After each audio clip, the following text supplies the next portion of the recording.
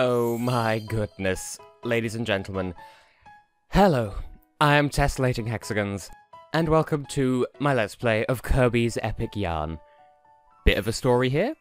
I had no idea what to do as my next Let's Play. I had several ideas lined up. I asked for some advice for some fellow Let's Players, and they said do a Kirby game. They had no idea who I was, they had no idea what sort of thing I do, but I was recommended to do a Kirby game, and I thought, you know what, I've had this one waiting in the wings for a while, so sure, Kirby's Epic Yarn, let's do it. I've been meaning to do it for a while, so let's we go, amigo.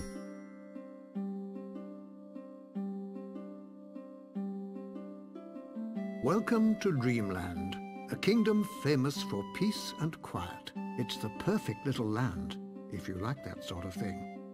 Lately there have been rumors of a caped sorcerer going around, turning people into yarn. That's right, yarn. One day, Kirby saw his favorite food, a bright red tomato on top of a bush. I bet it's yummy, but when Kirby tried to eat it, a caped sorcerer appeared. My name is... Hey, what are you doing? Stop that! No! That's my magic Metamato! Kirby gulped the Metamato right down. Just then, a white sock around the sorcerer's neck began to glow. Then it sucked Kirby up.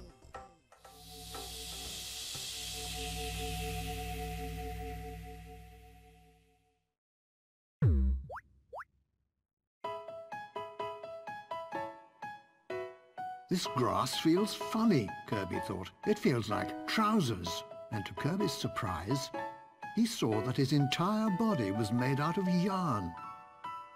Then he saw a yarn monster chasing a blue yarn boy. Somebody help me! Kirby tried to swallow the monster up, but the air went right through his body.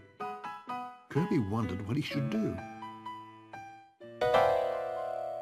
Suddenly, Kirby transformed into a car. As you do. He drove away with the boy and left the monster behind to eat his dust. Apparently, that strange Metamato gave Kirby the power to seamlessly transform into a car, and who knows what else. Because logic. That makes perfect sense. Okay, so... there are a number of things I love about this game. And... I don't know, I feel like maybe I should read out the dialogue, but I've never been the dialogue reading type. So this is Patchland. So many puns. And you know what, that unto itself is a lovely thing. But, okay, I've not played this game in ages. I think I haven't played it more or less since I got it, which I would say since it came out, but the price tag on the game says it was pre-owned when I got it, so I can't have got it upon release. Okay, so, number of things I love about this game. First of all, the story is batshit insane, and I love it. Number 2, the story is a bedtime story, and that's adorable. 3, Metamato, please. The ground feels like trousers. And also, this is like... So, I'm still sort of vaguely remembering the controls. It's, like I said, it's been a while. As I recall, if you hold down the button, this is mostly, just me remembering. I'm not even reading the background. I'm just vaguely remembering how it works. So... there isn't really, there's not lives, there's not dying, and did I screw this up? Nope, it respawns. Bless your soul for respawning, sir. So there's no lives, there's no weirdness, it's just Kirby action, and also, beads. A whole lot of beads. And as you can see along the top of the screen, as you collect beads, your rank for the end of the level goes up. And then also, we got a thing just then that had, 2 bells on it, I vaguely recall, and there's one with 3. I vaguely recall what that is. It's, at the end of the level, there's, a roulette, I think, and, that is, a score multiplier or something. Basically, oh, yeah, you can collect decorations as well. I forgot what the collectibles in this game were, the decorations. Okay, so we have, coloured medals along the top of the screen, and then at the end of the level, there's, a multiplier, and it can land on, 1 bell, which I don't think is any multiplier, or multiplied by 1. And then there's the 2, and then there's a 3, and then there's a 5. And, wait. Oh, that is a thing you can do. Wait, you just have to hold? You have to double press. Okay. So it's been a while since I've played this game, but it's glorious.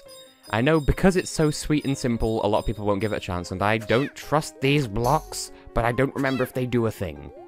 It'd be rather embarrassing if I didn't nail this level on the first attempt. Also, I don't remember what I was saying, but I find this game to be charming. A lot of people won't give it a chance because it's charming, or at the very least because it's atypical of the Kirby series, but hey, I actually like this more than most Kirby games, and in fact, I have the same opinion on a certain other game that I intend to Let's Play at some point, that is also a black sheep of its series, and that I actually love more than the vanilla original version of the game. I don't trust you. I don't trust you to poke me. So normally in Kirby games you can suck enemies up, and you'll gain their powers, you know, absorb the child to obtain its powers. That is interesting life advice. And yeah, there we go. So there is no... Okay, so there's the 2 bell, there's the 3, and there's the 5. I don't remember... I used to have this timing absolutely nailed, and I don't remember what it is at all. Hopefully by the end of the Let's Play I will. Now, I can also not guarantee that I'll get a gold medal in every stage. I want to get every collectible. I will try to get every gold medal. But I can't promise anything. Like I said, I'm out of practice. But as I recall, every level has 3 treasures and then up, like, bronze, silver, and gold medal. I want to at least get a medal for every level and every treasure. So, no promises on how that's going to turn out, but I can but try. Thanks for your help, the Blue Yarn Boy said. Not that I needed it. I'm Prince Fluff. Ever since Yin Yarn the Sorcerer ripped Patchland into 7 pieces, you just can't go anywhere without running into these horrible... But Fluff was interrupted when they were attacked by a huge 3-eyed blob of yarn. Ugh, yuck! Stop it! But before the blob could eat Prince Fluff, Kirby transformed and smashed it to smithereens in a most spectacular fashion. Among the little blob bits there was a shimmering piece of spiraling yarn. That's it, that's a piece of the magic yarn, Fluff exclaimed. This was what Prince Fluff had been looking for. How convenient. Yin Yarn had stolen the magic yarn from Patchland.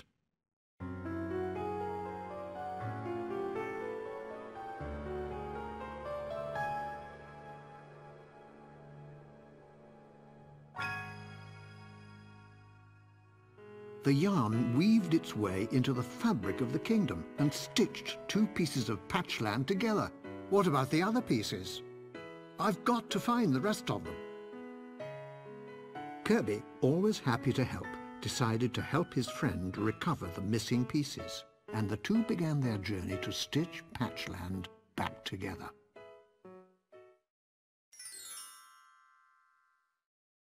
So, yeah. So the game is a bit of a soft touch in a literal sense, but that cutscene introduces, well, it formally introduces Prince Fluff, and you can sort of tell he was the original IP that was going to be the protagonist until they decided to make this a Kirby game. At the very least, that's either my theory or the truth, I don't remember. Also, there's a bell. They ding. Patch Plaza has a use later, and I forget what it is, but I shall unravel these buttons for ease of transportation because we can stand on these. Basically, if you see that sort of texture on top of a platform, it means you can stand on it. But first, we're gonna find somewhere to live, because of course we intend to stay in Patchland long term. Dumb wool. I feel like there's a pun in there that I'm missing apart from the wool part. I don't know. Quilty Court. So this is why we've been collecting furniture items and treasure, so that we could decorate Flat 101 with them. So yeah, we have a throne and a chandelier, so Kirby's clearly got priorities. So cute, this game is so cute. Also, Kirby's been bopped on the head by a chair. The best way to receive presents. Rent!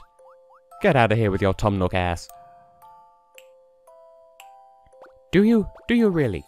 I remember there being other tenants and I don't remember how they work. Maybe I'm misremembering. Maybe there is multiple at our place. I didn't read any of that.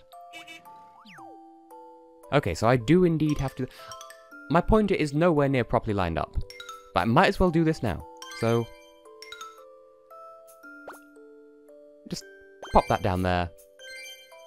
Pop the chandelier above it. Nothing could possibly go wrong having a chandelier positioned perfectly above the throne. See, as I was setting the game up, just as I was about to hit the title screen, That's so cute! I forgot that he could sit down. Oh my god, this game is adorable and I love it.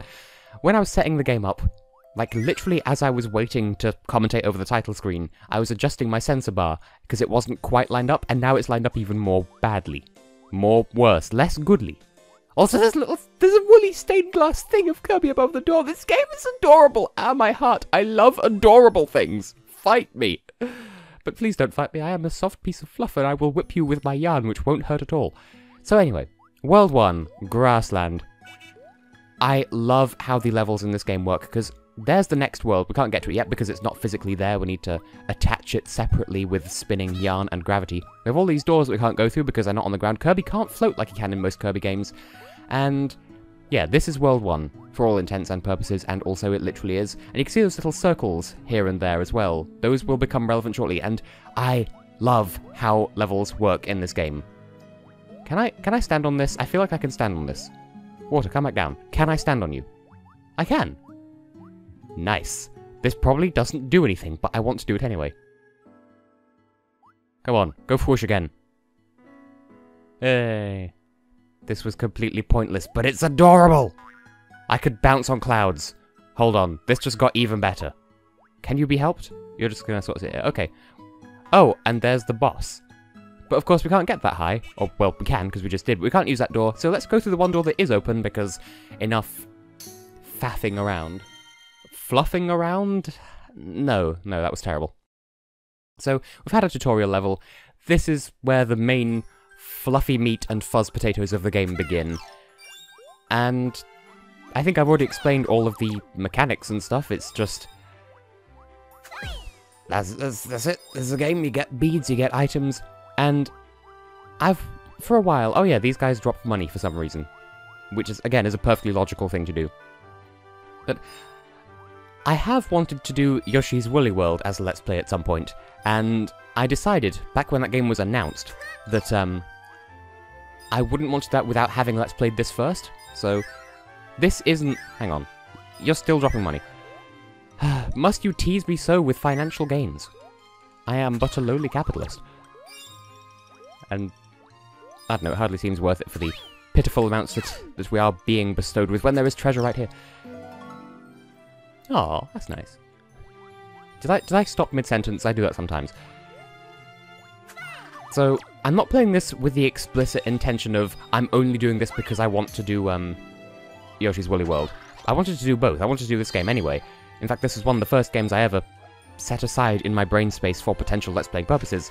But, that said, that is something that this will lead to eventually, but for the time being, Kirby's Epic Yarn! Part of my collection of games that I enjoy that are not typical of their species, or franchise, or both.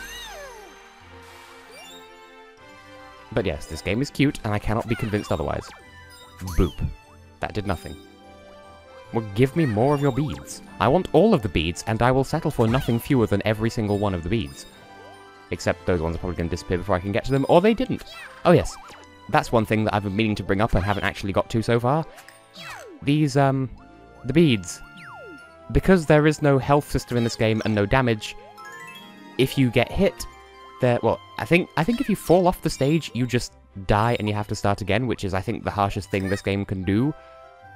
But, short of that, if you get hit, then you lose beads, and of course beads equal rank at the end of the level, so you will get a slightly less good medal for getting hit a bunch of times. And as you can tell, those crystal stars, no relation to the crystal stars from a certain other game, but those crystal stars are worth a lot of gem. They are very gem. I will probably alternate between calling them gems and beads, because they're both. And I like Steven Universe, and Kirby is a pink, adorable floof who loves everything, so this game is literally just Steven Universe, but not. In fact, it's very different. And that's not quite enough for the gold. Oh, I nearly got ooh. I nearly got ooh. You know how it can be when you nearly get ooh. And we have a zip. Not a zipper, you scrub, but a zip. There it goes. I love how this game integrates all kinds of plush fancifuls with life. I don't even know how to describe, but just the game is made of wool and it knows it. So you have zips and buttons and fluff, and it's just magical, and this is adorable. Okay, that's sort of don't hug me, I'm scared levels of creepy, but at the same time, it's adorable. It's like uncanny but cute. And I don't remember if we can grab those with the whip from the spear side, so I'm not going to try. Whee! Thank you. Because always show gratitude when you're swooped into the air by things. Am I really that quotable, or am I just deluding myself into thinking that I'm amusing? So yes, as I recall, every level has 3 treasures, and one of them is always the theme music of the level. And there are some rather interesting musical choices later in the game, and I mean that in a hesitantly complimentary way. Just, there is one that sounds quite a lot like an army of ducks, and I will be sure to point it out when we get to it, because who doesn't love an army of ducks? Certainly not me. I don't not love a... Okay, what? Am I just... I have to be high, I'm playing this game, as I'm sure any self-respecting member of the gaming community will tell you, but I don't care. Life's a party, you're a Kirby. And that is a wall. Meh. Oh, I can't go down through that floor. You can tell those by those green stitchings where the floor is on the inside of this wall that we cannot see through. So we can pretend that we can see through it. Did I mention that this game is cute? This is something that must be overstated. So if I overstate it, good. Also, these look like really flat smiley faces, in a good way. Whoop! Also, I believe I can... Oh no, I can't. I know at some point there are little weeds in the ground that you can pick up with your whip. You can whip them up. You can whip up a fun time. Oh, I can't whip downwards, though. Well, now I'm slightly saddened. Oh, that's precious! I'm not going to kill you. I am going to steal your love, but I'm not going to kill you, because you're just so cute. Oh! And then there's this. I'd forgotten that this was this early. We're just kind of a tank now. Hope you don't mind. So yes, 1 is missiles, 2 is jump, and tilt controls to aim. And I know sometimes people have beef with motion controls in Nintendo games, but I've never had bad experiences with them. And I'm guessing taking damage here is taking damage for real. So if those bullet bombs hit you, then you will lose beads. And we don't want to lose beads, we want to have a good time when we get to the end of level. To the end of... I was going to say the end of level goal, and then just the end of goal, and then just the end of level. So that's what we're settling for. We're aiming for the end of level end. The pen pineapple apple pen. And I'm terrible at aiming, because I have no idea where I'm aiming. Like, I'm just sort of spamming the button and tilting, and tilting, and tilting, and tilting. I'm being shot at by things, except I'm not. I'm shooting at the things that are flying at me with their faces. I'm being shot at by these things that have faces. Can I make this go any lower? I cannot. That is a shame. With a capital shame. Yeah. I shall lose exactly none of my beads, thank you please. I mean, this is by no means a no-hit run, but I would like to get as many golds as I can, and I don't want you making it harder for me. Fear my giant woolly robot. I don't much care for the word yarn. It's always struck me as a rather American word. And you'll know that I'm a bit too prideful to settle for American English when speaking with my words, except when I don't. But for the most part... See, that's... I believe that is actually a difference between the European and American versions of this game. I think they actually did redub the cutscenes so that he says pants instead of trousers, like the ground feels like trouser. That was it. I think I remember now. So, there are 6 segments on the wheel, and once you hit the bell, I think it advances by 5. So, basically, stop the wheel on the segment after the segment you want it to stop it on. I think. That sounds vaguely right in my head. So, yes. We found the butterfly patch, and now I can show to you why I love the post, like the level, the overworld. That's the word I was looking for this whole damn time. So, we have a patch, and we're back in the overworld, and we just sort of whip it out, and then, look, there's a butterfly thing that corresponds to the butterfly patch. Throw it. I think you can throw it from anywhere, and it'll go to its corresponding place. And it makes stuff happen. And I love stuff. Like, that's a really tame one comparatively. So this flower bloomed and it made the door open to Chapter 6 of Paper Mario. But as you can see, you know, we have doors that aren't on the floor. We have a door that's partially submerged. You can tell it's going to get crazier. we're going to utterly destroy the landscape in a good way. We're going to make the landscape do crazy things with those patches. But that's going to have to wait until the next episode. So for now, I have been, and will continue to be, Tessellating Hexagons. And in the next episode of Kirby's Epic Yarn, we're going to do more stuff, and it's going to be so cute! I'll see you then.